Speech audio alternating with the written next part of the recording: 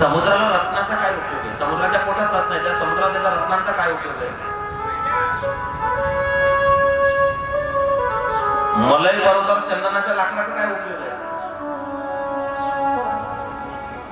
नद्या स्वतःचं पाणी पित नाही, झाड स्वतःचे फळ खात नाही, ढग स्वतःचं पाणी पित नाही. सगळे सज्जन हे परोपकार करण्यासाठी असतात, नाही बा.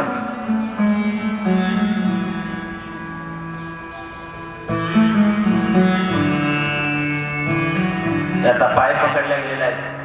अहंकाराने मत्त झालेला हा हत्ती, उन्मत्त झालेला हत्ती, त्याचा अहंकार नष्ट करण्यासाठी आता पाय पकडला गेला आहे.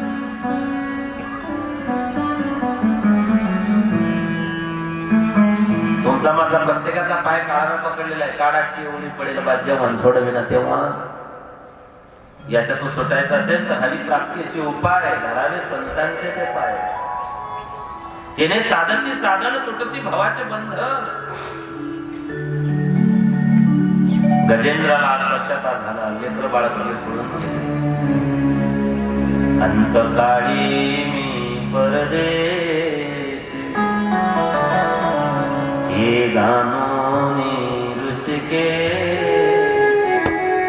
अंतकाळी एकटाच आहे. धनदारा पुत्र जनबंधू सोयरे पिसून सर्व मिथ्या हे जाणून कर्ण विघातेवासी. माया ब्रह्माया विघ्ने भ्रमला खरे म्हणतो मी माझे ने घरी. तो संपत्तीचे वारे साचोकारे जाईल. आयुष्य जात आहे पहा पूर्ण जपतसे महास्वहिताचा गौरव ध्यान राहा. संत चरणी भाव धरा क्षणाक्षणा नाम स्मरा मुक्ती सायुज्य तावरा हिचे करा बापांनो. करा रे बापांनो साधन हरीचे धनीकरणीचे करू नका. जननय जन्म यमाची यातना ईशा साधना करा काही. धन दारा पुत्र जन बंधू सोयरे पिशून. धन दारा म्हणजे काय? पुत्र. जबाबदाऱ्या तुम्हाला चांगल्या पद्धतीने संसाराच्या जबाबदाऱ्या पार कराव्याच लागते. संसार सोडून लागत नाही.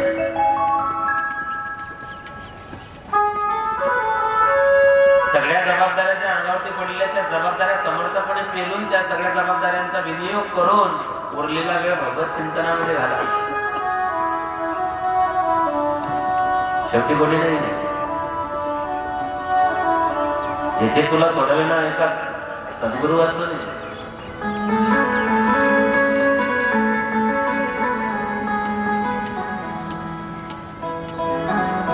आमच्या ध्यानात येत नाही. जोपर्यंत शरीरामध्ये तारुण्य आहे, ताकद आहे, बळ आहे, तोपर्यंत सगळं माणूस माझं माझं म्हणतो. आणि मग म्हातारपणामध्ये पश्चाताप करायची वेळ की महाराज यांच्यासाठी एवढ्या कष्टा खाल्ल्या, हाडाच्या काळा रक्ताचा पाणी रात्रीचा दिवस केला महाराज. पण काय नाही. दूध जलता है पानी जलने के बाद इंसान सुधरता है बर्बाद होने के बाद. महाराज काहीच केलं आता काहीच करू नको. अख्खा गुण शिल्लकला आता काय 2 पेंड्या ओढलो.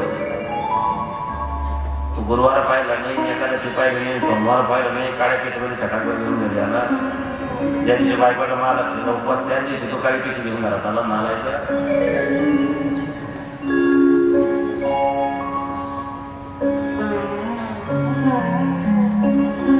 वेळ गेली, तारुण्य गेलं, वेळ बरी ही वेळ सापडली संधी. त्या वेळ निघून गेली की पश्चाताप जीवनात काही सुरत नाही. आज गजेंद्राला पश्चाताप होतो. गजेंद्र हा जीव आहे. सगळे गेले, आपले सगळे सोडून जाणार आहे. येताना माणूस मुठ्ठी बांधून येतो, जाताना हात मोकळे करून जातो. मुठ्ठी बांध के आने वाले हात पसारे जाएगा. येताना काहीतरी घेऊन येतो, जाताना सगळं सोडून जातो. उर्वरित जे आयुष्य मिळालेले जे आयुष्य सत्कर्मामध्ये लावा. दुसऱ्याच्या भल्यासाठी परंपरासाठी जीवन जगा. गजेंद्र फक्त स्वतःसाठी जगला, लेकरा बाळांसाठी जगला, बायका पोरांसाठी जगला. मायबाप कष्टा खातात, काबाळ कष्ट करतात, रात्रंदिवस लेकरांसाठी किती यातना सहन करतात.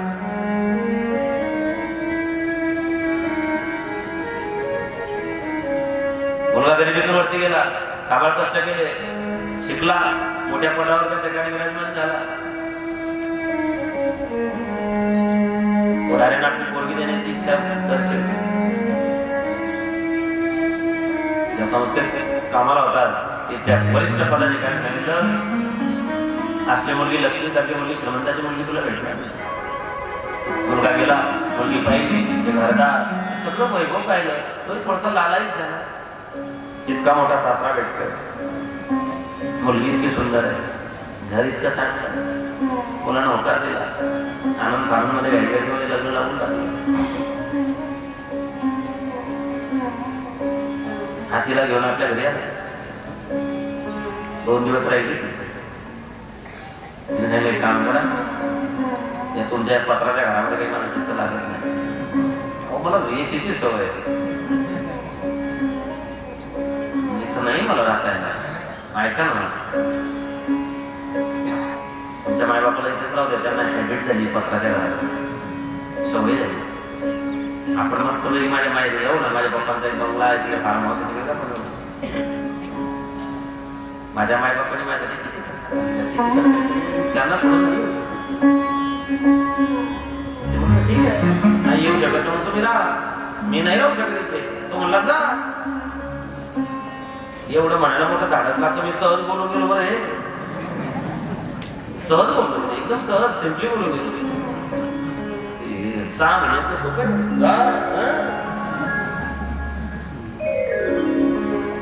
ती म्हणले पुन्हा विचार करा. तो म्हणला पूर्ण विचार केला का. लोकांनी मध्यस्थी करून पाहण्याचा प्रयत्न केला. तो म्हणला नाही, ज्या माय बापाने एवढ्या कष्टा खाल्ले त्यांना नाही सोडलं. तेरे मुझे महालों में नहीं मेरा गुजारा, मुझे याद आ रहा मेरा छोटा सा शिकारा. तुझ्या या महालामध्ये माझा गुजारा नाही होणार, माझा निभाव नाही टाकणार, चटणी भाकर खाणार माझ्या मायबाप. शेवटी मायबापाने सांगितलं, अरे आमच्याकरता तुझ्या सुखानं तिलांजली देऊ नको. ती म्हणत असे तिकडे, तू तिकडे राहा, मी ते सुखानं राहू. अजून माझ्यामध्ये अंगात बळ आहे, मी अजूनही सालदारी करेन, मी केळीचे घड वाहीन, मी मजुरी करेन. तुझ्या आईच्या हात अजून चांगले, अजून ती धुणी भांडी करू शकते, लोकांच्या घरी कपडे धुवू शकते.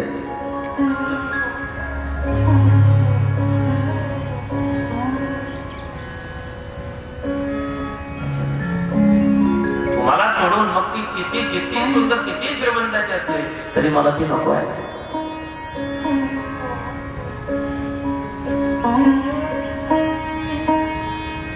सोन आहे ना, सोन, घरातले सोन,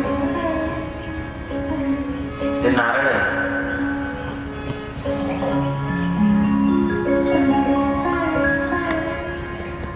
सोन नारळासारखी, नारळ.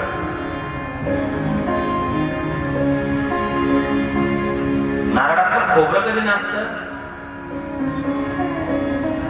त्या वरच्या कवटीला तळा गेला आणि बाहेरची हवा नारळात घुसली की मधलं खोबरं नसलं म्हणून समजा. कोणीतरी काहीतरी अटॅक दिला, त्याची म्हातारी काय वागत तिथे सोडून कवटीत हवा घुसली. घरे नारळाच्या कवटीसारखं आहे, आपलं कुटुंब खोबऱ्यासारखं आहे. त्यातला प्रेम, जिव्हाळा, ते त्यातलं पाणी आहे, तो गोडवा आहे, ते आपुलकी, ते नारळ, ते खोबरं, ते कवटी सून आहे. सुनेनं त्या घराला त्या कवटीसारखं संपूर्ण सांभाळायचं आहे. एकटा कवटीला तळा गेला की मधलं खोबरं नाचलं म्हणून समजा. कुटुंब नाचलं, कुटुंब व्यवस्था ढासळली. कुटुंब व्यवस्था ढासळली की जीवनातलं स्वास्थ्य माणसाच्या हरवलं जातं. त्याच्यातही पाठ झाला तुमचा, प्रल्हादने पाठ झाला, सगळंच पाठ झालं. माझ्यापेक्षा तर तुमच्याकडे जास्त पाठ झाले. मला असं वाटतं 12 वर्ष घरी घ्या, थांबवणार आहे.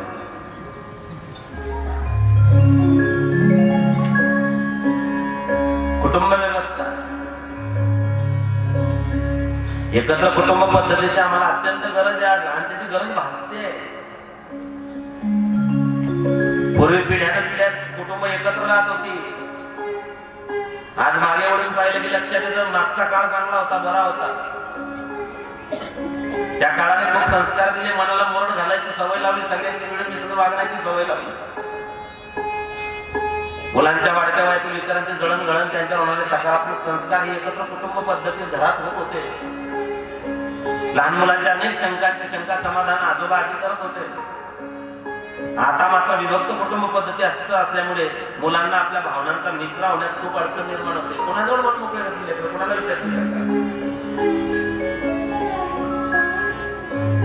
विश्वमावळी ज्ञानोबराय सांगतात हे विश्वचे माझे घर, आता विश्वात्मक देवीने मागयज्ञ तोषावे. ज्ञानोबरायांनी या विश्वाला आपलं घर मानलं, कुटुंब मानलं. पण काळानुसार कुटुंबाची पद्धत बदलत गेली. ब्रिटिशांनी हिंदुस्थान पाय रोवले आणि कुटुंब पद्धतीला हादरे बसू लागले. स्त्रियांच्या जीवनात शिक्षणाने क्रांती घडवली होती आणि त्यामुळे स्वतःच्या पायावर उभ्या राहू लागल्या, स्वतःच्या कुटुंबाची वेगळी स्वप्न पाहू लागल्या. पण सुधारणेच्याही नावाखाली विभक्त कुटुंब पद्धती आमच्यात रुजली. जन्म मरण सुख दुःख लग्न सोहळ्याप्रसंगी सगळं कुटुंब एकत्र यायचं. त्या कुटुंबात मोठा उत्साह साजरा व्हायचा. एकत्र कुटुंब पद्धतीतलं लग्न पाहतो आणि विभक्त कुटुंबातलं लग्न पाहतो.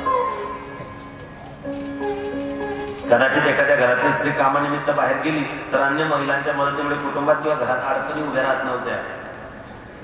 4-5 भाऊ एकत्र राहत आहेत, एखादी स्त्री माहेरी गेली, कुठे गावाला बाहेर गेली तर घरात अडचणी येत नव्हत्या. सण समारंभ एकमेकांच्या मदतीने साजरे व्हायचे. एकत्र कुटुंब पद्धतीचा फार मोठा फायदा आपल्याला होता. घराला कधी कुलूप लागत नव्हतं. एकत्र कुटुंब पद्धतीत घराला कधीच कुलूप लागत नव्हतं. जगात अनेक संस्कृती नावारूपाला आल्या, पण त्यात सगळ्यात वंदनीय आणि आदरणीय संस्कृती फक्त आपली भारतीयांची. एकत्र कुटुंब पद्धती सगळ्यात मोठा फायदा लहान मुलांच्या संस्कारावरती व्हायचा, मनावरती मनपटलावरती व्हायचा. घरात मोठी वडीलधारी अनुभवी मंडळी राहायची. मुलांना संस्कार शिबिर किंवा वेगळे संस्कार वर्ग लावायची गरज नव्हती. संस्कार शिबिर घ्यायची गरज पडत नव्हती. त्यांच्या वागण्या बोलण्याकडे कोणाचं तरी लक्ष राहायचं घरात. मुलं काय बोलतात, कसे वागतात, कुठे पाहतात, कुठे जातात. कोणताही निर्णय सर्वानुमते घेतला जाईल, त्याच्यामुळे चुकण्याची शक्यता फार कमी राहायची. सगळ्यांच्या मतानं निर्णय घेतला जाईल. विभक्त कुटुंब पद्धतीमध्ये एकट्यालाच निर्णय घ्यावा लागतो. त्यामुळे चुकीचा अथवा बरोबर निर्णय त्याला तोच एकटा जबाबदार असतो. केवळ पती पत्नी हा परिवार होऊ शकत नाही, तर आई वडील भाऊ बहीण आजी आजोबा या सगळ्यांनी मिळून बनतो तो परिवार असतो. नवरा बायको म्हणजे परिवार नाहीये. नवरा बायको म्हणजे कुटुंब नाहीये. त्याच्यात आई वडील बहीण भाऊ नातं सगळे संबंधी सगळे मिळून तयार होत आहेत परिवार, फॅमिली.